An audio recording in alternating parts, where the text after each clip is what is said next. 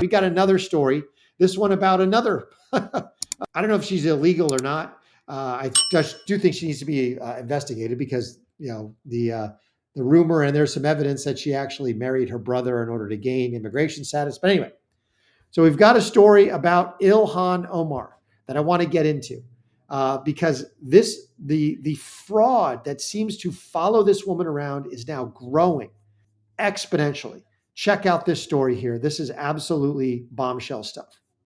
horta aad iyo aadaan ugu faraxsanahay in maanta safari aan soo gaarnay safari in ay tahay meelaha sayti oo diyaarinayo cunto maalin kasto maalintii kaliyo safari waxay ay cunto siisaa 2300 oo ciyaal ah iyo familkooda taas waa mid muhiim ah sida aad u ogtihiin dhalinyaro badan gaajo ku nool wadankaneyti ama familkooda fursad u helin in quraac qada iyo casho ay siiso.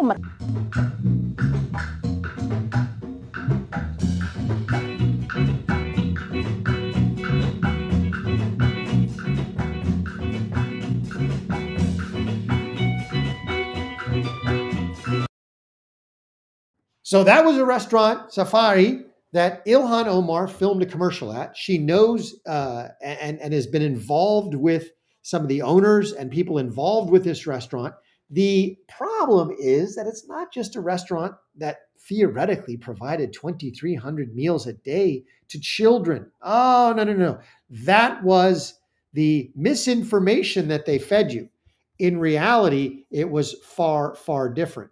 And that's the problem. That's the problem in this particular restaurant here. And that is because this restaurant was a source of fraud, massive COVID fraud that they are now then have been arresting. And we have the latest arrest in this massive COVID fraud. And we've got Jesse Waters on this very subject. But first, I wanted to give you a little bit of background as to what this is. So, a Lakeville man was sentenced Wednesday, so just last week, in federal court to 1 year probation for his involvement in the massive Feeding Our Future fraud investigation.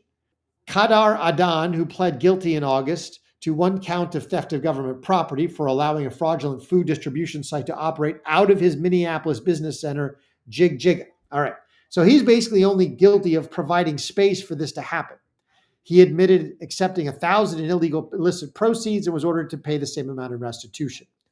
Now, this is all part of the $250 million Feeding Our Future case, which was centered on a St. Anthony nonprofit here in, not here because I'm not there, in Minneapolis. Of the 75 people that have already been charged, 50 have pled guilty. Prosecutors say the defendant falsely claimed to have provided millions of meals to children during the COVID pandemic, instead diverting federal reimbursements to purchase luxury cars, real estate, other high-end goods, and even directing them overseas. And finally, directing those funds right into the campaign coffers of Ilhan Omar. Frankly, why Ilhan Omar has not been arrested in this particular case, I'm not sure. Because it seems pretty likely that she was knee-deep in this thing because fraud seems to follow her wherever she goes. Let me know what you think in the comments. Really appreciate everybody rolling up. Again, smash that like button. Subscribe if you haven't already. If you like the content, please share Courageous Media with everybody that you know. But let's check out. Here's Jesse Waters on this Feeding the Hungry fraud case. Check this out. We've known Tim Walz for less than a week, and we've already found out he let rioters burn down cities, lied about his military service, crushed small businesses, and turned Minnesota into a child sex change sanctuary. But that's not it. Tonight, we're dropping another Walz bombshell. As governor, Walz let a gang of politically connected Somali fraudsters steal $250 million of your money. It was the single biggest COVID scam in American history. During the pandemic, the government was just giving out money left and right. A nonprofit in Minnesota, Feeding Our Future, got $250 million to send food to needy kids. Sounds good, right? Here's the problem. Almost none of it was used for food. The Somali scammers blew our cash on real estate, cars, extravagant get trips. We have wire transfers that show thousands going to car dealerships. $160,000 went to some company in China. And $500,000 was sent to Kenya to buy an apartment. A $500,000 apartment in Kenya is probably a palace. But our tax dollars weren't just used on goodies. The politicians got a taste too.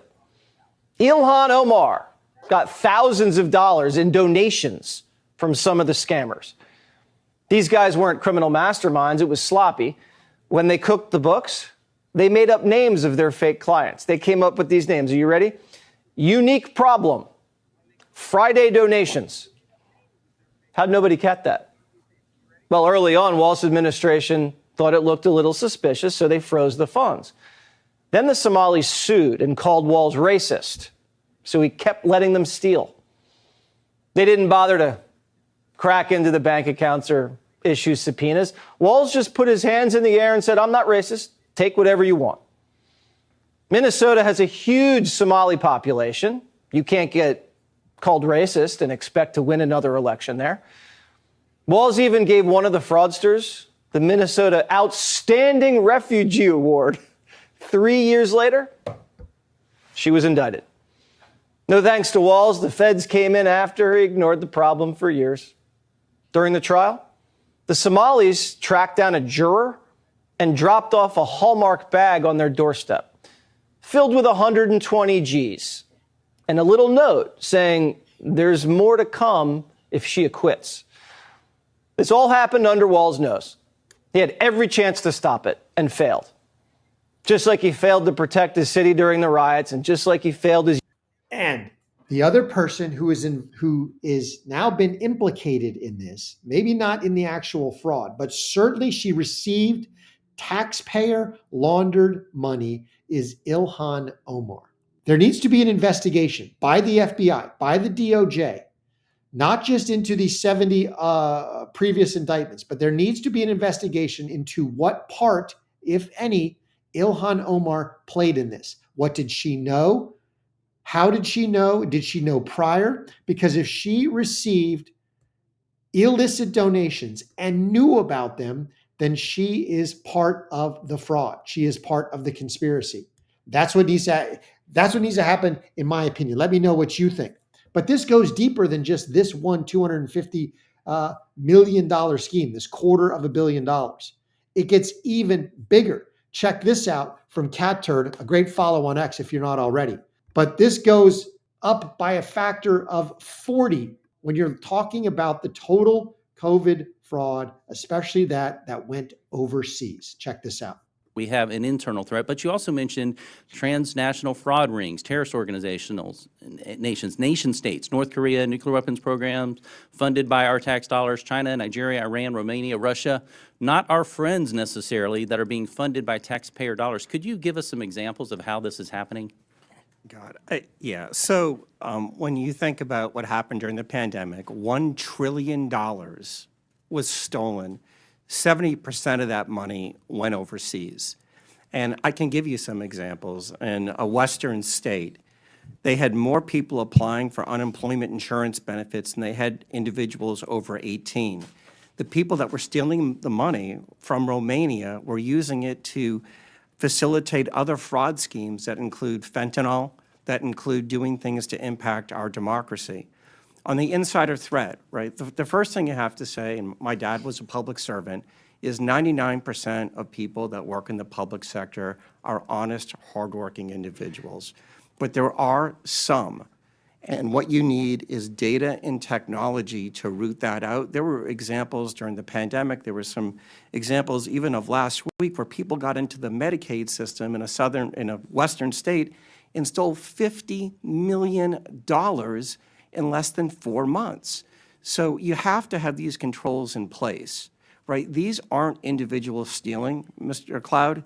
These are organized criminal groups, both domestic and transnational. They are organized criminal groups that didn't just steal. Realize that this $1 trillion was allowed to flow out of the government overseas through a complex web of insider money laundering schemes and individuals. It's the same thing that has been happening with USAID. It's the same thing that's happening with the grift out of the Department of Education. It's the same thing that's happening with a whole segment of Pentagon funds. These inside fraudsters, these are all inside jobs. These fraudsters in the federal government, these bureaucrats figure out how they can account for money, how they can get money that is basically appropriated by Congress to a department, get that department head or sub-department head, whoever has control of that money, to then be able to issue that money to NGOs, non-governmental organizations. Those NGOs then get set up. It's not like they're going and finding an NGO that's been around for 35 years. No. They get the money allocated. Then they go to their friends and say, hey, set up an NGO. Their friends set up an NGO. The money gets issued to the NGO. The NGO takes a cut. They give it to a different NGO. It goes down this daisy chain of NGOs, where now we find out that there are both Democrat and Republican politicians that sit on the boards of these things that get money from the NGOs. And then when it's all said and done, that money gets put back in as campaign contributions to them and other politicians. Realize that Act Blue, the organization Act Blue, the fundraising organization, they're now under investigation for essentially knowingly accepting millions and millions of dollars of U.S. taxpayer money laundered through multiple NGOs and then put into foreign credit cards. And those foreign credit cards were then used to make donations, which again, it's not just illegal that it's money laundering, but it's illegal that it's a foreign donation to your campaign. This is the thing that's been going on for decades now. And it's what Trump now has really 3 years remaining to 100% shut down. Personally, I think we should shut down all aid going overseas unless it is specifically voted on by Congress. There will no longer be foreign aid that is attached to the State Department or any other U.S. department.